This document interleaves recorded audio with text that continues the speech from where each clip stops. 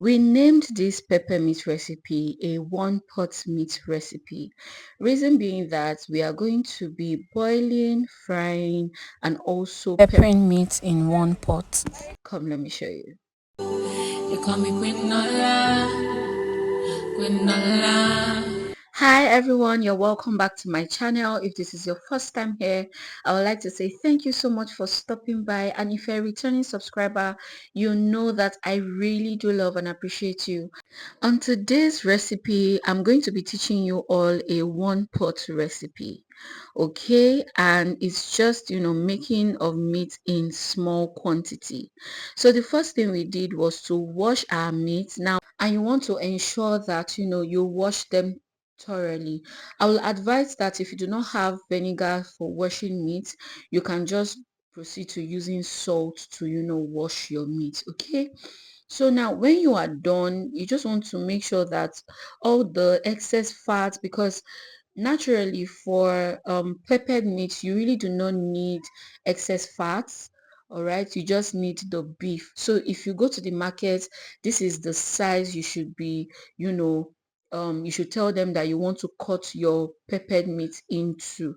All right, so I had to, after buying the meat in bulk, I just divided it into chunks so that it will be biteable, and it will go well in the mouth.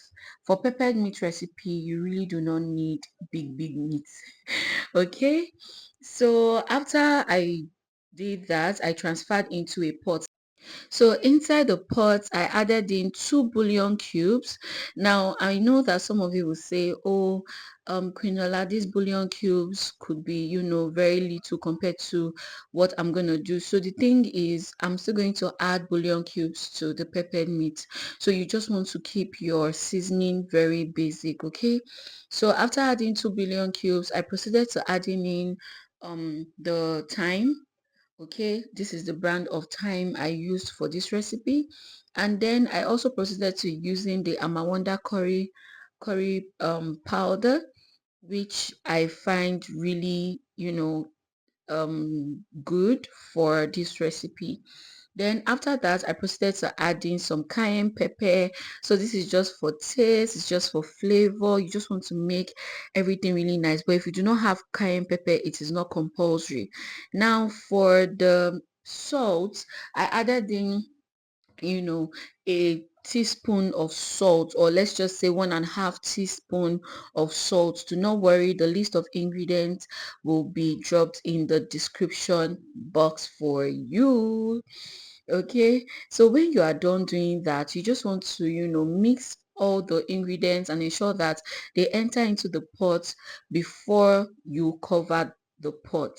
Now if you notice, I've not added water. Now to the game changer of the season, I know for some of you, if you've seen our ram meat recipe, you saw that I added the beef seasoning, the last of beef seasoning. So yeah, I also added it here too because I loved the flavor the last of beef seasoning gave to us the last time I used it.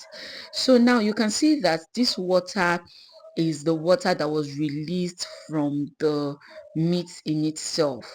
So I'm just taking my time to show you guys. This is the water that was released in the meat itself. Now if when you get to this stage and your meat is not yet soft enough, all you just need to do is to add more water, adjust for taste, and cover your pot until it cooks. Now the difference between the normal boiling meat that you just want to put in your pot of stew and all that, and peppered meat, is that peppered meat has to be softer. Do you understand? Because the next thing you are doing after boiling is frying, then from frying straight to mixing into your peppered meat. And if you are doing it for a customer, now this is to business owners, if you are doing it for customers, yeah, all you need to do is to ensure that they don't have issues chewing your meat. All right, now when we were done doing that, all we just need, if you notice, I did not wash this pot. All I just did was to transfer the meat and the meat stock into a bowl, and I proceeded to frying it. All right, so that is why we call this a one pot meat recipe. I hope the name is good. Please, if you've come this far, kindly do well to like, subscribe, share this video, and also I would like to know your thoughts as regards the video and other recipes you want us to drop. Okay, so when we were done, and yes, do not forget to put on your post notifications so that anytime I post a new video, you'll be the first person to get notified. Now when we were done doing that, you can see the way I fried this meat. Now I did not fry it dry. That's um another arc, another trick when it comes to peppered meat. The reason why I did not fry it overly dry is so that the pepper flavor, the flavor we're going to be using for the peppers, right, will enter into the meat. If you fry it like extremely dry, the way some people used to do it, right, you may end up just getting a very little amount of flavor inside the meat. You will only be getting, the flavor outside the meat.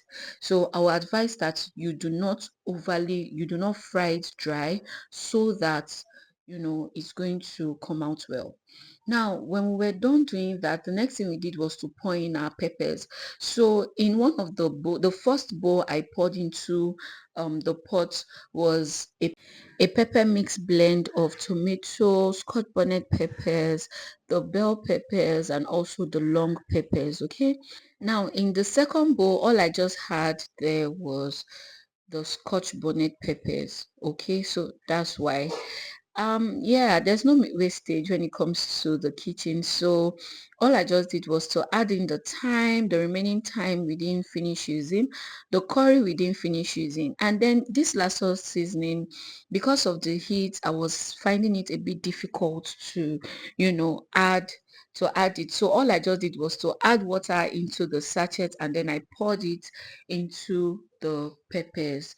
Okay, now, just like I mentioned earlier, I added in another 2 bouillon cubes, making it a total of 4 bouillon cubes for this recipe. And then I added salt to taste. Okay, and I added salt to taste. After which I proceeded to adding in the meat. And guys, just look at this. Just look at how beautiful they came out. Oh my God.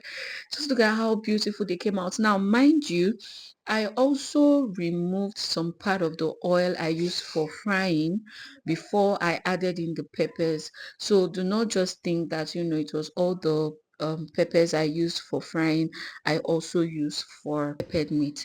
I transferred some to a bowl and then before I added in the peppers because you really do not need a lot of oil for this recipe, just enough to get the pepper and the flavors into your meat.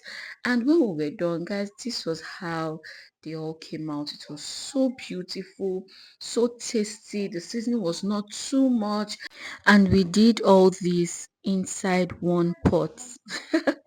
So yes, let me know what you think in the comment section. I'll be waiting. Thank you so much for watching, and I will definitely see you in the next one. Bye.